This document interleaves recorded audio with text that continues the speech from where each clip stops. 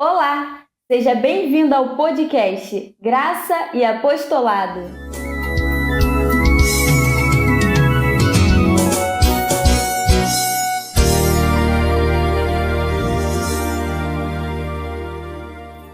Seja bem-vindo a mais um vídeo. Eu me chamo Carla Gonçalves e estou aqui com o colaborador Lima Santos. O vídeo de hoje será livre-arbítrio. Será que nós temos mesmo o livre-arbítrio? Ou nós não temos o livre-arbítrio? Bom, o assunto de hoje será livre-arbítrio. Normalmente nós conversamos com as pessoas e escutamos muito. Não, mas Deus me deu o livre-arbítrio para fazer isso. Eu tenho o livre-arbítrio. E na verdade a pergunta é: o que seria o livre-arbítrio? Pois é, a religião colocou na cabeça das pessoas essa coisa de livre-arbítrio. Mas, na verdade, a Bíblia não fala disso. A Bíblia não fala que o homem tem o livre-arbítrio. O homem tem vontade, e vontade é diferente de livre-arbítrio. Só quem tem livre-arbítrio é o próprio Deus. Porque ele é o criador de todas as coisas, ele nos criou. Agora, a religião colocou na cabeça das pessoas que elas decidem o que fazer. E como se Deus criasse, né, e largasse para lá. E a própria Bíblia fala sobre isso. Deus é o criador, ele é o soberano, e não o homem. Mas a religião envolveu tanto as pessoas que o homem se tornou soberano, a tal ponto de dar ordens a Deus, exatamente por causa desse livre-arbítrio. E o homem não tem livre-arbítrio, ele tem vontade. Tanto é que, com relação à salvação, o próprio Jesus, lá no livro histórico de João, o próprio Jesus diz: eu escolhi a vós, não fostes vós que escolhestes a mim. Isso mostrando a soberania sempre. Sim. Deus nos escolheu, né, antes da fundação do mundo. Então isso mostra, a Bíblia fala: quem és tu, ó homem, para discutires com Deus? E mesmo assim as pessoas, porque estão envolvidas com a religião, decidem se querem aceitar a Deus ou não, decidem se quer a salvação ou não. Isso não depende do homem, como nós falamos a semana passada, se não me engano, nós falamos isso. É Deus quem decide a nossa salvação eterna, não é o homem.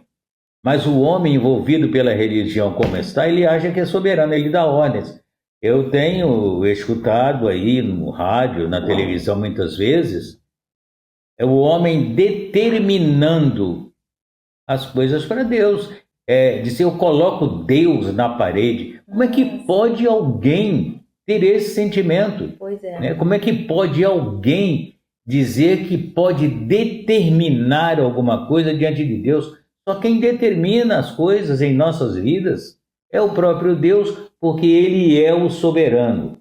O homem não tem livre arbítrio. Isso não está escrito em lugar nenhum da Bíblia. Está escrito que o homem tem vontade.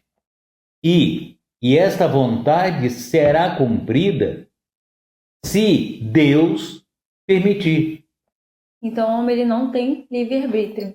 Se Deus não permitir, você vê, a Bíblia fala até de se uma folha de uma árvore para cair, é necessária a permissão de Deus. Então você imagina, então como o homem pode crescer a ponto de parecer ser soberano diante de Deus? É incrível como a religião deturpa a mente das pessoas. Isso faz muito mal. O próprio Evangelho fala disso. A religião ela promove vidas destruindo vidas. Tem uma parte da Bíblia, inclusive do Evangelho, que fala que os da circuncisão, eles estragam as pessoas, danificam as mentes, entendeu? Promove discórdia nas famílias. E as pessoas acabam entrando por isso, porque elas querem crer, elas acreditam que aquilo é servir a Deus e estão envolvidas com a mentira da religião. E realmente o homem ele não tem livre-arbítrio, porque na própria Bíblia diz que aquilo que você planta, você colhe. Então não tem essa de eu vou fazer o que eu quero porque eu tenho livre-arbítrio. Exatamente. Se você fizer algo ruim, você vai colher algo ruim. Se ele tivesse livre-arbítrio, ele faria qualquer coisa e não ia colher nada mal. Ficaria por isso mesmo. Por isso mesmo, porque ele tinha o poder, ele era o soberano. Mas não é assim. Ele tem vontade? Tem. E se ele pratica essa vontade de uma maneira ruim, então vai ter problema. A Bíblia fala até de um profeta, lá no passado, do profeta Jonas, e Deus mandou ele para uma cidade, né, Nínive, e para converter o povo, para falar da sua palavra lá, né? Mas o Jonas, ele fala, essa cidade só tem gente ruim e Deus é tão misericordioso, vai acabar perdoando aquela gente. Eu não vou para essa cidade. E aí ele usou a sua vontade para ir para Tarsis, né? Exatamente uma cidade, é o contrário, uma viagem ao contrário, né? Deus mandou ele para uma cidade e ele resolveu ir para outra. E foi. Dali para frente a vida dele foi só caindo. Porque ele caiu para um cais, ele foi para um navio, depois houve uma tempestade, jogaram ele no mar, ele foi cair na barriga de um grande peixe, passou 3 dias lá, e no fim ele acabou sendo vomitado no lugar onde Deus havia mandado ele ir. Olha só. Então, por isso nós vemos claramente, é tão simples isso, né? Deus é o soberano, Ele é o Senhor de nossas vidas. Nós estamos seguros exatamente por isso, porque Deus é soberano em nossas vidas. E é engraçado, né? Porque como as pessoas colocaram isso tanto na cabeça, que tem livre-arbítrio, que chegaram ao ponto de você você passa por perto de um local chamado igreja e tá lá um abençoado pregando e gritando e falando: Deus, eu te ordeno, faça isso agora. Tá me entendendo? E tipo assim, você fica... Para as pessoas que já estão com aquilo ali na cabeça, aquilo ali é normal. Verdade. Mas não é, se você parar para pensar, né? É algo muito, sabe? É algo demais. É verdade, porque eles acham que devem lembrar a Deus o que fazer. Pois é. Quando isso é impossível. Deus é o Criador de tudo. Eles determinam, eles mandam em Deus. Deus faz isso agora. Eu ordeno, Deus, que faça isso agora. Eu estou pedindo no nome de Jesus de Nazaré, agora. Faça um trabalho perfeito. Eu estou orando. Vai, promove esta cura da cabeça aos pés. Então é isso que a religião promove. E quanto nós devemos saber que o que devemos fazer é confessar a palavra de graça. Exatamente. Né? E deixar que a cobertura angelical, os anjos de Deus, cuide de tudo. Exatamente. Nós declaramos, nós não ordenamos a Deus e nem pedimos. Porque nós não podemos pedir. Porque Ele já nos deu. Ele já nos deu. Ele já nos deu todas as coisas. E tudo está em seu propósito. Exatamente. Ele já nos deu. Então nós declaramos o que Ele nos deu. O que nós fazemos? Nós declaramos se manifestando aquilo que Ele já nos deu. Isso. Nós somos abençoados. Então eu não vou dizer para Ele te abençoar. Porque você já é abençoada. Então eu declaro que as bênçãos se manifestando na tua vida hoje e sempre, a cada dia, porque Ele já deu. Eu não posso pedir a Ele a tua cura, O que ele já deu. Nós já fomos curados.